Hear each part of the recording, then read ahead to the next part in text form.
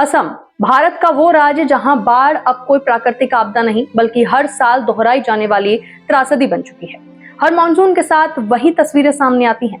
नमस्कार, मैं हूं आपके साथ अग्रिमा और आप देख रहे हैं रिपोर्टर मेरठ। उफनती नदियां, पानी में डूबे गांव, छतों पर फंसे परिवार, सड़कों पर शरण लेने को मजबूर लोग और अपनों को हमेशा के लिए खो देने का डर। इस बार भी हालात अलग नहीं है। असम में बाढ़ से मरने वालों की संख्या बढ़कर 85 हो चुकी है।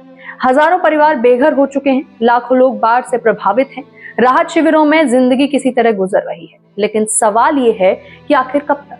हर साल बाढ़ आएगी, हर साल लोग मरेंगे, हर साल राहत शिविर लगेंगे, हर साल मुआवजे का ऐलान होगा और फिर अगले मॉनसून तक सब कुछ भुला दिया जाएगा।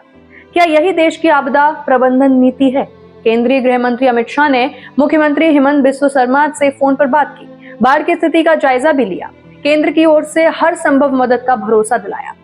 मुख्यमंत्री ने कहा कि केंद्र की एजेंसियां पूरी तरह सहयोग कर रही हैं और राहत बचाव अभियान युद्ध स्तर पर चल रहा है। लेकिन देश पूछ रहा है कि क्या सिर्फ फोन पर हालचाल पूछ लेने से बाढ़ रुक जाएगी? क्या हर साल राहत सामग्री बांटना ही सरकारों की जिम्मेदारी बन गई है?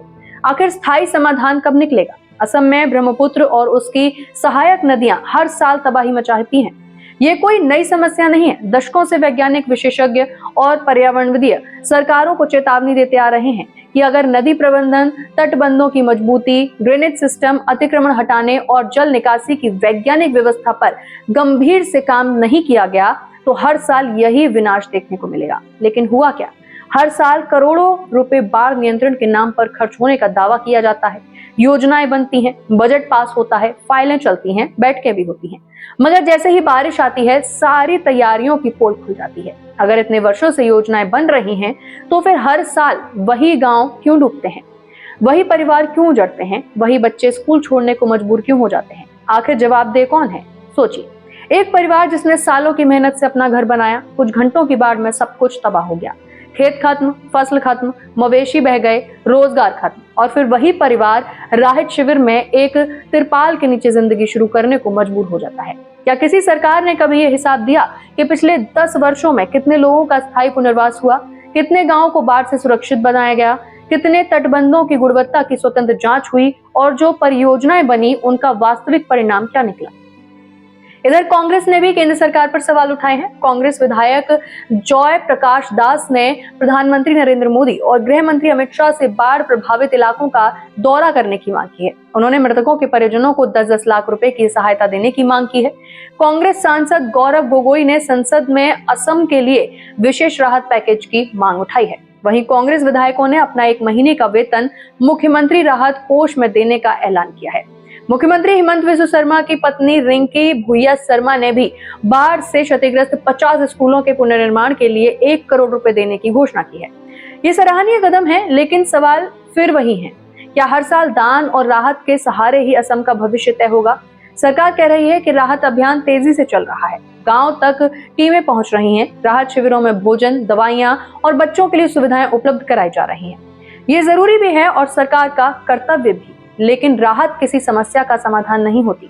राहत केवल दर्द को कुछ समय के लिए कम करती है। असली समाधान है ऐसी व्यवस्था बनाना कि लोगों को हर साल राहत शिविरों तक पहुंचने की नौबत ही ना आए।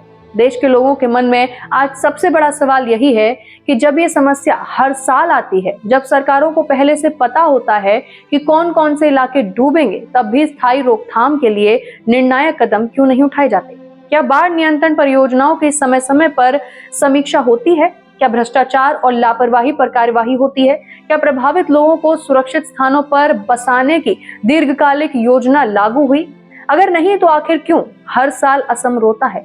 हर साल लोग बेघर होते हैं, हर साल माताएं अपने बच्चों को बचाने के लिए पानी से जूझती हैं। हर साल किसी का पिता, किसी की माँ, किसी का बेटा, किसी की बेटी इस बाढ़ में हमेशा के लिए खो जाती है। ये केवल एक राज्य की त्रासदी नहीं है, बल्कि शासन व्यवस्था के सामने खड़ा एक गंभीर सवाल है। क्योंकि किसी भी लोकतंत्र की असली परीक्षा आपदा आने के बाद राहत बांटने में नहीं, बल्कि ऐसी व्यवस्था बनाने में होती है जिससे आपदा का नुकसान कम से कम हो। अब वक्त आ गया है कि सरकारें केवल राहत पैकेज और मुआवजे की घोषणाओं से आगे बढ़ें और बाढ़ की स्थायी रोकथाम के लिए ठोस, पारदर्शी और जवाबदेह नीति लागू करें। क्योंकि हर साल दोहराई जाने वाली ये त्रासदी अब सिर्फ प्राकृतिक नहीं रह गई है, बल्कि ये नीति तैयारी और जवाबदेही पर भी बड़े सवाल खड़े करती है। इस पूरे मुद्दे पर आपकी क्या राय है? क्या हर साल राहत और मुआवजे की राजनीति काफी है या अब असम के लिए स्थायी बाढ़ समाधान की दिशा में बड़े और ठोस कदम उठाए जाने चाहिए? अपनी राय कमेंट बॉक्स में लिखकर जरूर बताइएगा और इसी के साथ बने रहिए रिपोर्टर मैडम के साथ।